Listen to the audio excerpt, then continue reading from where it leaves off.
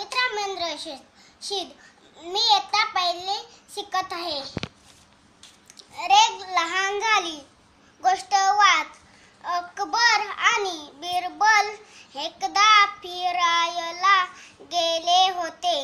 चालता चालता बादशाह अचानक थांबला. बादशाहने वाळूत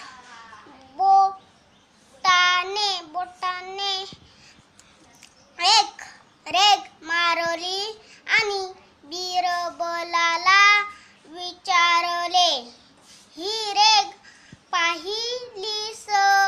ही रेघ लहान करायची पण पुसायची नाही. जमेल